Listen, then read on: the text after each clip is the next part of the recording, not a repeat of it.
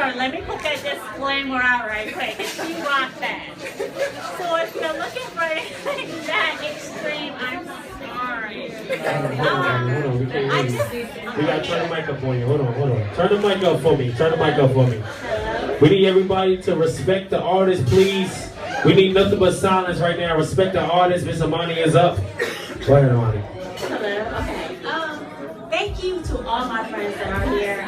There's so much love for me in this room right now. I'm just humbled, and I just want to say I appreciate you guys so much for coming out tonight. I know it's a Monday and it's rough and you have to work tomorrow, but I love you. Thank you.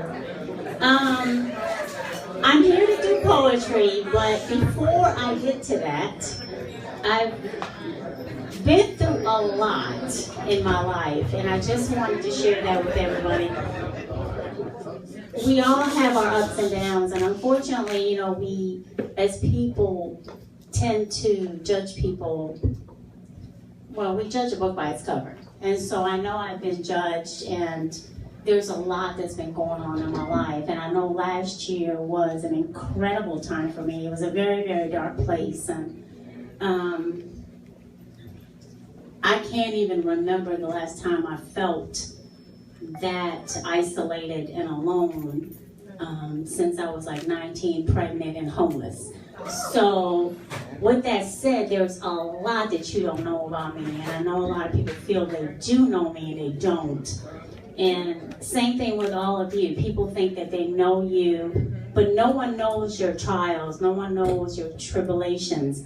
And we all have our path, we all have our walk that we have to, you know, walk through. And life is about tests and lessons. And I think God in the universe tests the strongest people the most, because Lord knows I've been tested time and time again. And so I wrote a book called Chasing Peace that should be out shortly. It should have been out by now, but as a writer, you write, rewrite, and you just go through that. And I've edited and subtracted, deleted, added. I've been writing poetry since I can remember, because I could never communicate well. And so poetry for me was my release. And I have a few poetry books here. My first poetry book is Lyrics of an Angel, which I wrote my late teens, early 20s. It was a very dark time. So if you read that book, you're like, dang, this chick was all over. I didn't think I passed 21. I was like, hey, you know, I'm gonna die, and I'm okay with that. You know, that was my life. And then my second book is Lion's Lair, and it kind of takes you through my late 20s, early 30s, and then there's Muse, which is a CD, and I have that book as well. So regardless of whatever you're going through in life, know that there is a light, and God tests us for various different reasons. We have to evolve, we have to grow. And so I wrote the book Chasing Peace because I went through a horrible stint last year, and it made me a better person. It made me a more unapologetic person for being who I am.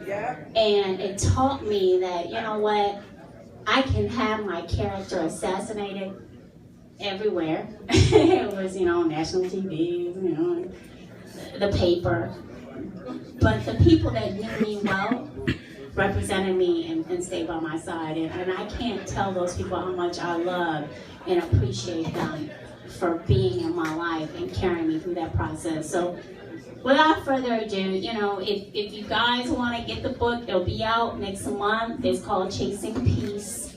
If you need that peace in your life, it breaks it down to a science of what you need to do to heal yourself. And I think Kitchen posted an Instagram post last week, and the soul knows how to heal itself. You just need to be quiet and kind of be still to go through that process. And we all have to go through that process. And 7 billion people living in this world, and everyone has their own path.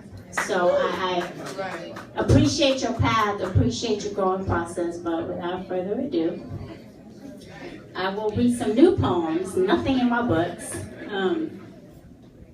So my first one is called Unconscious. This is so unhealthy. I knew better. But you clouded my judgment momentarily, took me for granted primarily for self-gain. causing me to pain in return for a second of gratification, an insane love sensation, but your dedication lay elsewhere. Though you claim to care about my turbulent moments and thoughts, however, your actions spoke louder than your words, and though I heard you proclaiming your affections, but vocal correlation minus visual stimulation equals only proverbial bullshit. Okay, so I should have quit your game some time ago, but I was fascinated and enchanted by my everlasting glow upon merely seeing you. I was lost in translation through our spiritual communication, but only for a minute, because when I regained consciousness, I realized that you weren't in it anymore. So I closed the door. Started a new chapter, entitled it, The End of You.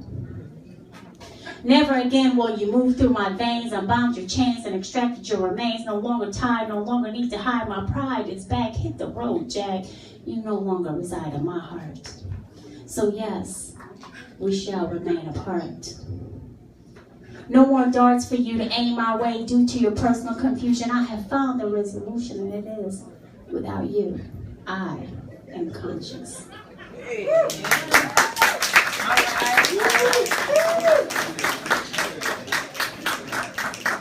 The next one is it's called My Sunshine.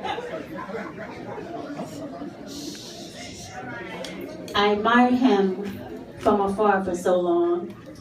His mysterious energy that surrounded me always left me spellbound. Penetrating through my skin, golden rays for days, I would always feel so safe when I was around him. He does it for you, my girl once said. Even my friends can't help but notice the glow on my face when he came around without me even making a sound. His magnetic waves just pulled me in, and I would drown over and over again. He is my sunshine. He has a way of making me smile, overtaking every breath within, exposing the reality of my feelings for him. As I try so desperately to conceal them, the cat and mouse game that we play shows while the pink elephant between us grows, and yet I mask what I feel because I don't want him to know that he is my sunshine. Well, look into his dark eyes and I can feel the air of Miles Davis's trumpet blowing heavily down my neck. As I dance internally to his tune, I transcend into this sultry place. His eyes become a gateway, the twilight zone into my erogenous zone, and out-of-body escape. He is my sunshine. His strength makes me weak. His vast knowledge leaves me too speechless to speak. I find myself inhaling his fixed opinions and thoughts and realize I'm caught staring at him. He looks at me and smiles, warming my heart while melting my soul. He is my sunshine. His energy encompasses me, and what lingers after he's left is the smell of jasmine and sweet clover as I shiver all over due to his gentle touch. He is the epitome of what a real man is to me. Honest, respectful, and strong. He walks the talk, a friend, a protector. He's seen me at my best and has been there for me at my worst. I can't thank him enough for being the beautiful spirit he is. He is my sunshine. Some say he's cold at first sight, but to me he's warmer than the coldest night. And because his heart is of gold, it isn't shown for many to hold, so he seems bold to many. But only he can take my gray days away. He'll never know how much love I have for him or how much he means to me, how he always makes me smile, and how much around him I long to be. I admire him so much. He is my forever crush. I find myself thinking of things I want to do to him, for him, with him. Yet for me, it's never enough. He is my sunshine. Thank you. Beautiful, beautiful. Fucking beautiful. You can only say some shit like that with a curse. You gotta emphasize it. Fucking beautiful. Thank you, Amani. Thank you. And now we're gonna segue right into raffling off her book, the lyrics. All right, Amani.